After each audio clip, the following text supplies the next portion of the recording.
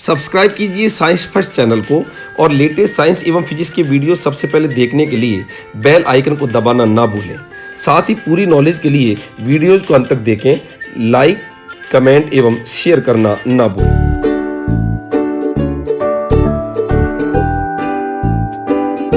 नमस्कार दोस्तों, स्वागत है आपका साइंस फर्स्ट चैनल के अंदर। दोस्तों, बुजुर्गों ने कहा है कि पेट कभी नहीं भरता। इस कथन के पीछे साइंटिफिक वे क्या है?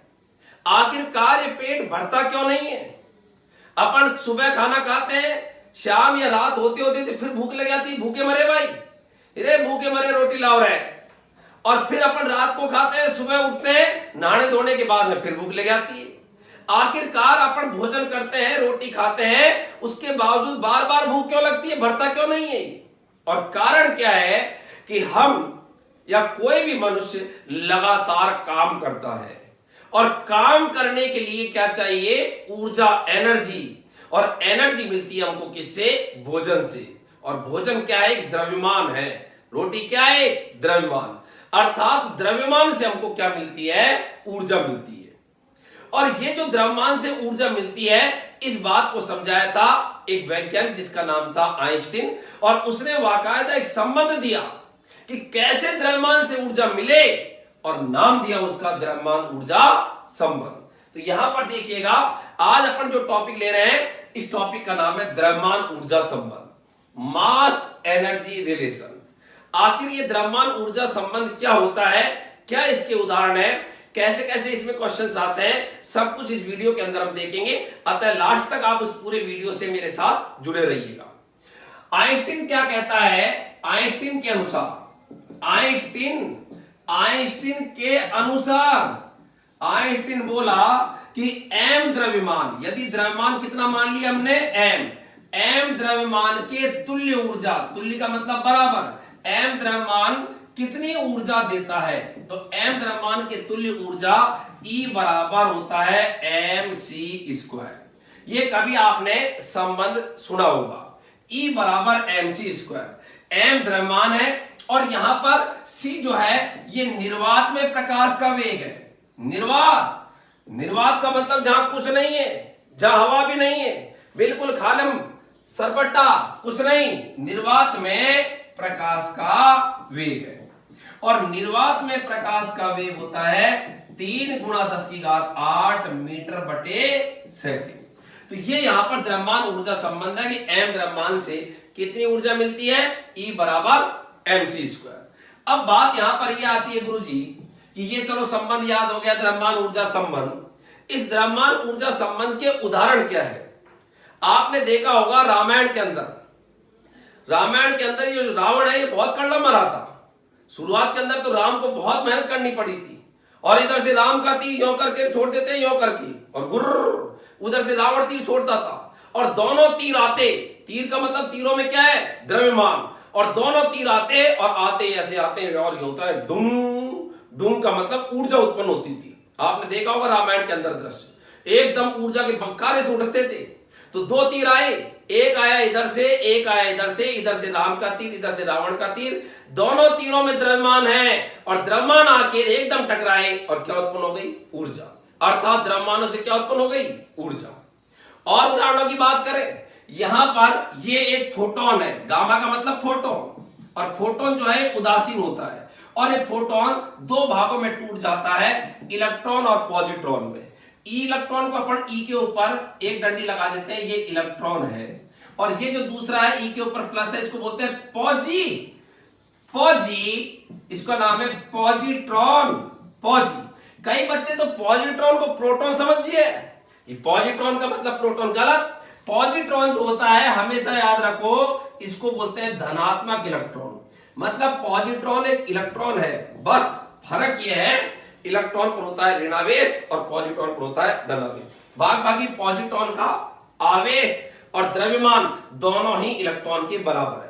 तो ये भी क्वेश्चन है अपने आप में कि पॉजिट्रॉन का, कोई भी आपसे पूछे, मैं यहां पर लिखूं इसको, यहां पर पॉजिट्रॉन का आवेश और पॉजिट्रॉन का द्रव्यमान यहीं पर लिख दूं, मैं इसके नीचे लटका दूं दोनों। ये पॉजिट्रॉन तेरा आवेश और द्रव्यमान दोनों ही, बताओ किसके बराबर बोला मैंने? इलेक्ट्रॉन के बराबर। मतलब पॉजिट्रॉन का आवेश भी इलेक्ट्रॉन के आवेश के बराबर 1.6 गुणा 10 की घात -19 कूलम, और पॉजिट्रॉन का द्रव्यमान भी इलेक्ट्रॉन के द्रव्यमान के बराबर 9.1 गुणा 10 की घात -31 किलोग्राम। तो पॉजिट्रॉन का आवेश और द्रव्यमान दोनों इलेक्ट्रॉन के बराबर होते हैं, आवेश भी और द्रव्यमान भी। तो यहां पर देखो फोटोन का मतलब ऊर्जा, और ऊर्जा दो द्रव्यमानों में टूट गई, इलेक्ट्रॉन पॉजिट्रॉन द्रव्यमान कण है, अर्थात ऊर्जा का रूपांतरण हो गया किसमें, द्रव्यमान में। ऊर्जा से हम क्या प्राप्त कर सकते हैं, द्रव्यमान। और उल्टा भी हो सकता है, ऊर्जा से द्रव्यमान और द्रव्यमानों से ऊर्जा, ये भी हम प्राप्त कर सकते हैं। तो जरा देखो आप आगे, तो यहां पर ये जो घटना कहलाती है इसको अपन बोलते हैं युग्म उत्पादन।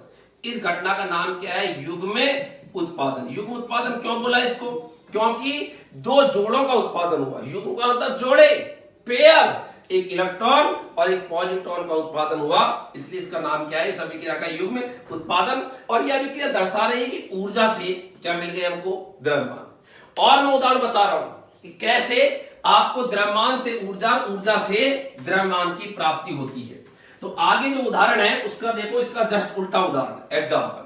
यदि मैं इलेक्ट्रॉन ले लूं और यहां पर मैं पॉजिट्रॉन ले लूं, तो इनसे वापिस ये अभिक्रिया वाइस वर्सा है, उल्टी चलती है। तो बताओ गामा मिल गया, और गामा फोटोन दो मिल सकते हैं, ज्यादा ऊर्जा मिल सकती है। तो आपने यहां पर तो द्रव्यमान लिए, इलेक्ट्रॉन पॉजिट्रॉन क्या है, द्रव्यमान कण, और इनसे आपको क्या मिली, ऊर्जा। और इस घटना को बोलते हैं कि इलेक्ट्रॉन प्रोटॉन दो द्रव्यमानों का विनाश हो गया, ऊर्जा बन गई, और घटना कहलाती है युग्म विनाश। विनाश काले विपरीत बुद्धि, युग्म विनाश काले विपरीत बुद्धि की जब विनाश आता है तो व्यक्ति की बुद्धि फिर जाती है। तो युग्म विनाश, तो यहां पर बताओ इलेक्ट्रॉन पॉजिट्रॉन, उससे ऊर्जा मिल गई, ये भी आपको बता रहा है कि द्रव्यमान से ऊर्जा, और यहां घटना में ऊर्जा गामा ही ऊर्जा होती है, और ऊर्जा से क्या मिला, द्रव्यमान। तो आप देखो यहां पर ये जो द्रव्यमान ऊर्जा संबंध है, इस द्रव्यमान ऊर्जा संबंध में आपको द्रव्यमान से तो ऊर्जा, और ऊर्जा को द्रव्यमान में आप बदल सकते हो, यही बात आइंस्टीन ने बताई थी। और यदि अपन बात करें तो नाभिकीय अभिक्रियाएं जो होती है, नाभिकीय अभिक्रिया में जो द्रव्यमान क्षति होती है, नाभिकीय अभिक्रियाओं में जो द्रव्यमान क्षति होती है, नाभिकीय अभिक्रियाओं में नाभिक का एक्चुअल मास और नाभिक का कैलकुलेट मास, अर्थात जो कैलकुलेट करके द्रव्यमान निकालते हैं वो, और एक एक्चुअल मास, उन दोनों में फर्क आता है। डायरेक्ट तोलो और एक अलग अलग करके अपन ने कैलकुलेट करके निकालते हैं, उसको अपन कभी पढ़ेंगे द्रव्यमान क्षति। तो नाभिक अभिक्रिया में जो द्रव्यमान क्षति होती है, ये द्रव्यमान क्षति भी ऊर्जा के रूप में उत्पन्न होती है। किसके रूप में, ऊर्जा के रूप में। तो ये भी आपके द्रव्यमान ऊर्जा संबंध में एक उदाहरण है कि नाभिकीय अभिक्रियाओं में द्रव्यमानों में होने वाली हानि, द्रव्यमान कहां गया, तो हम जानते हैं द्रव्यमान से क्या उत्पन्न होती है, ऊर्जा उत्पन्न होती है। तो ये यहां पर कुछ इसके महत्वपूर्ण एग्जाम्पल है द्रव्यमान ऊर्जा संबंध की। अब यहां पर बात यह आती है बच्चे लालो, आप कहो गुरुजी करें तो करें क्या, बड़ी आफत में आ रहे हैं, और आफत में आ रहे हैं तो यहां पर जरा सवाल देखो, और सवालों में कैसे कैसे क्वेश्चंस आते हैं। तो क्वेश्चन यहां पर पहला, 1 ग्राम द्रव्यमान की, मैं 3 आपको महत्वपूर्ण क्वेश्चंस बता रहा हूं। सामान्यतः प्रतियोगी परीक्षा में 3 में से एक क्वेश्चन पूछा जाता है, ये तीनों ही महत्वपूर्ण है। 1 ग्राम द्रव्यमान के तुल्य ऊर्जा क्या होगी, क्वेश्चन ये, 1 ग्राम द्रव्यमान के तुल्य ऊर्जा क्या होगी, ये क्वेश्चन है भाई। अब आप देखो बिल्कुल सिंपल है, इसका हल देखिएगा। बताओ यहां पर द्रव्यमान दे रखा है, और द्रव्यमान कितना दे रखा है, बताओ द्रव्यमान को किससे लिखते हैं अपन, m से, और वो दे रखा है 1 ग्राम। ग्राम को किलोग्राम में बदलेंगे तो 1000 का क्या देंगे, भाग। इसको मैं चाहूं तो लिख सकता हूं 10 की घात -3 किलोग्राम। आपको क्या पूछी है, 1 ग्राम द्रव्यमान के तुल्य ऊर्जा, तो बताओ द्रव्यमान ऊर्जा संबंध बोलो, E बराबर mc²। m का मान कितना है, 1/1000, या चाहो तो 10 की घात -3। c क्या है, प्रकाश का वेग, 3 गुणा 10 की घात 8 का क्या कर दिया, स्क्वायर। सॉल्व करना जानते हैं, ये हो गया 1/1000। 3 का स्क्वायर कितना, 9, और 10 की ये घात से घात गुणा होती है, घात से घात गुणा, 13 ऊपर का मेरा ऊपर का दोनों, ये दोनों करेंगे भाई तो 8 दूनी कितना हो जाएगा, ये 16। और सॉल्व कर देंगे 9 गुणा, ऊंचा ले जाना तो जानते हो ना, तो 10 की घात 16 और ये 10 की घात 3 ऊपर जाएगी तो आ जाएगा 10 की घात 13। और ये आंसर किस में आएगा बोलो, जूल में। तो बताइए क्वेश्चन आता है 1 ग्राम द्रव्यमान के तुल्य ऊर्जा कितनी होगी, तो राइट आंसर कितना आएगा 9 गुणा 10 की घात 13 जूल। बिल्कुल सिंपल सा, E बराबर mc²। द्रव्यमान कितना है 1 ग्राम, एम के पद्धति में आप ग्राम को किलोग्राम में 1/1000, चाहो तो 10 की घात -3 ले लेना, तो अभी डायरेक्ट ये 9 गुणा 10 की घात 13 जूल होगा। एक क्वेश्चन तो ये काफी महत्वपूर्ण। क्वेश्चन नंबर दूसरा क्वेश्चन ये है कि 1 ग्राम की जगह यहां पर हो जाता है 1 AMU। तो मैंने इसलिए इसको पूरा नहीं मिटाया, पूरा मिटाने से क्या है, वहीं पर कर दूंगा इतने से मैं ही, पूरा मिटा के क्या फायदा है। तो यहां पर क्वेश्चन है 1 AMU। अब कई बच्चों ने तो कहते हैं गुरुजी ये AMU सुना तो है लेकिन जानते नहीं है। तो ध्यान दें, ये AMU द्रव्यमान का मात्रक होता है और AMU द्रव्यमान यहां पर दे रखा है m बराबर 1 AMU। 1 AMU क्या होता है, जो कार्बन परमाणु है, आपको थोड़ा सा बता दूं AMU के बारे में नॉलेज, अंग्रेजी में बोलते हैं एटॉमिक मास यूनिट, हिंदी में बोले तो परमाणु द्रव्यमान मात्रक या परमाणु द्रव्यमान इकाई। एटॉमिक का मतलब परमाणु, मास, m का मतलब मास, मास का मतलब द्रव्यमान, यूनिट का मतलब इकाई। परमाणु द्रव्यमान मात्रक या परमाणु द्रव्यमान इकाई होता क्या है, कार्बन परमाणु लेना 6C12, कार्बन भी कौन सा वाला 6C12। कार्बन दो तरह के होते हैं, 6C12 भी होते हैं और 6C14 भी होते हैं, लेकिन हम तो लेंगे 12। और कार्बन परमाणु लेके और उसके 12 भाग कर देना, 12 टुकड़े कर देना उसके। अब आप कहोगे गुरुजी परमाणु तो अविभाज्य कण है, उसके टुकड़े थोड़ी होते हैं। समझने के लिए मान लें कि कार्बन परमाणु के कितने टुकड़े कर दिए अपन ने, 12 होते नहीं लेकिन मान लिया 12 टुकड़े होते हैं। और 12 टुकड़े होने पर एक टुकड़े का जो द्रव्यमान है, 12 टुकड़े कर दिए ऐसे इसके, और 12 टुकड़े करने पर एक टुकड़े को चूट के ले जाना और एक टुकड़े का जो द्रव्यमान आएगा ना, बस उसी का नाम है 1 AMU। तो 1 AMU कभी नहीं भूलोगे, कार्बन परमाणु के 12वें भाग का द्रव्यमान, कार्बन परमाणु के कौन से भाग का, 12वें भाग का। अपन मर जाते हैं तब भी क्या होगा 12वां, और मर जाते हैं तो अपन को जवाब देते हैं राख बढ़ी है, कार्बन उजी है। तो याद भी रहे कि कार्बन परमाणु लेना है और कार्बन परमाणु का कौन सा भाग लेना है, 12वां, कार्बन परमाणु का 12वां भाग। और कार्बन परमाणु का जो 12वां भाग लिया उसका जो द्रव्यमान आता है वो क्या आता है 1 AMU, और उसका मान होता है 1.66 गुणा 10 की घात -27 किलोग्राम। कोई भी आपसे पूछे 1 AMU का मान कितना होता है, 1.66 गुणा 10 की घात -27 किलोग्राम। ये जो AMU होता है इसको डाल्टन भी कहते हैं, AMU का दूसरा नाम है डाल्टन। तो मैं यहां पर आपको और एक बात बता दूं, 1 AMU इसको अपन बोलते हैं 1 डाल्टन, या इसका नाम 1 U भी है, U का मतलब यूनिफाइड यूनिट। तो आप चाहे AMU लिखो, चाहे डाल्टन लिखो, चाहे U लिखो, एक ही बात है। ये तीनों भी बातें आपको पता हो जानी चाहिए। तो यहां पर क्वेश्चन था 1 AMU का मतलब 1.66 गुणा 10 का घात 27 किलोग्राम की तुल्य ऊर्जा क्या होगी। तो आइंस्टीन का संबंध लगाया, बोलो E बराबर mc²। m का मान 1.66 गुणा 10 की घात -27, c प्रकाश का वेग 3 गुणा 10 की घात 8, उसका क्या कर दिया स्क्वायर।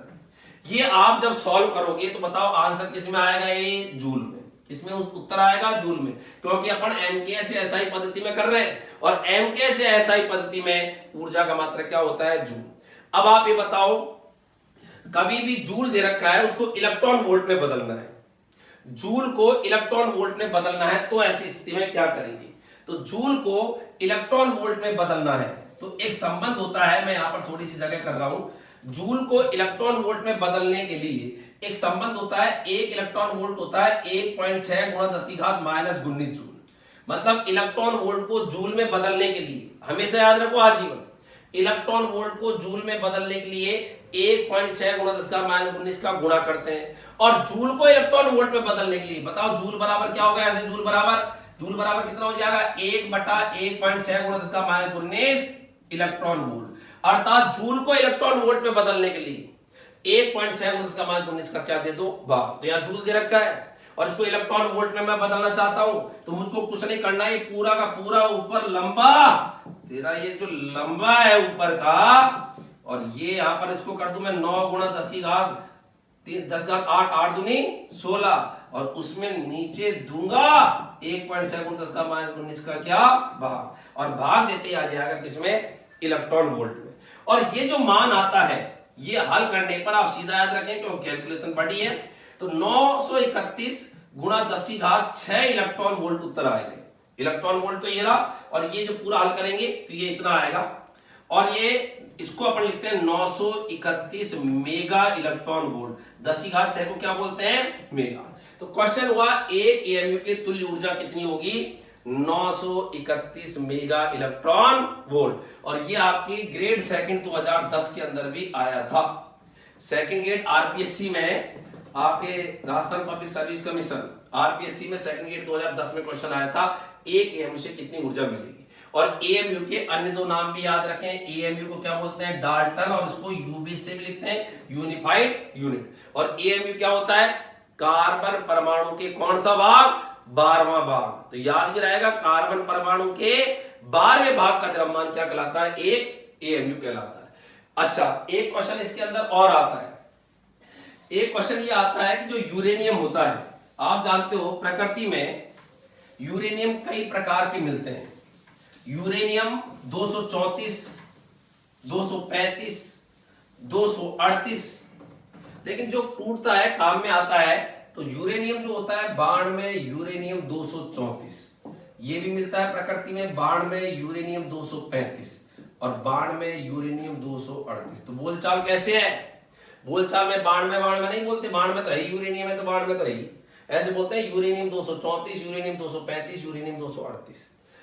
इसमें सबसे ज्यादा काम में यही आता है क्योंकि आसानी से टूटता है। तो यहां पर फिर एक क्वेश्चन बना, क्वेश्चन ये बना 92 यूरेनियम 235 के एक नाभिक के विखंडन से, एक परमाणु या नाभिक, क्योंकि एक परमाणु में एक नाभिक होगा, तो एक परमाणु या नाभिक के विखंडन से कितनी ऊर्जा मिलेगी, विखंडन से कितनी तनी, तनी का मतलब कितनी ऊर्जा मिलेगी, मिलेगी। अब आप कहोगे गुरुजी 92 यूरेनियम 235 के एक परमाणु एक नाभिक से कितनी ऊर्जा मिलेगी, तो इसका जो उत्तर है वो भी आप सीधा याद रख ले क्योंकि कैलकुलेशन बड़ी है, तो इसका आंसर है 200 मेगा इलेक्ट्रॉन वोल्ट। और मेगा को किससे लिखते हैं अपन, कैपिटल एम से, बड़े एम से। तो मैंने आपको 3 महत्वपूर्ण एग्जांपल बताए, ये भी आपके ग्रेड सेकंड 2011 के अंदर क्वेश्चन आया था आरपीएससी में, लेकिन ये डिलीट हुआ था क्योंकि वहां पे ऑप्शंस जो थे उसके अंदर सही दिया हुआ था ये, लेकिन क्वेश्चन का जो प्रारूप दिया हुआ था, जो सवाल दिया हुआ था, उसमें ऑप्शन तो 200 ही था, लेकिन वहां पर एक परमाणु न करके क्वेश्चन में कर दिया 1 मोल, और 1 मोल में तो आपको पता है अवोगाद्रो संख्या के बराबर परमाणु होते हैं, इसलिए क्वेश्चन वहां पर डिलीट कर दिया क्योंकि क्वेश्चन की भाषा में थोड़ी सी त्रुटि थी। लेकिन आपको याद रखना है कि 92 यूरेनियम 235 के एक परमाणु, अपन तो सही लिखेंगे, एक परमाणु या नाभिक के विखंडन से कितनी ऊर्जा मिलेगी, तो हमेशा याद रखो कितना, 200 मेगा इलेक्ट्रॉन वोल्ट। तो ये आज अपन ने एक जो टॉपिक पढ़ा इसका नाम था द्रव्यमान एवं ऊर्जा में संबंध, कि द्रव्यमान को ऊर्जा में, ऊर्जा को द्रव्यमान में कन्वर्ट कर सकते हैं। और ये जो द्रव्यमान ऊर्जा संबंध है किसने दिया था, आइंस्टीन ने। ऐसे इसके क्वेश्चंस आते हैं। फिर आगे एक टॉपिक से वापस आपके साथ मुलाकात होगी। धन्यवाद। जय हिंद, जय भारत।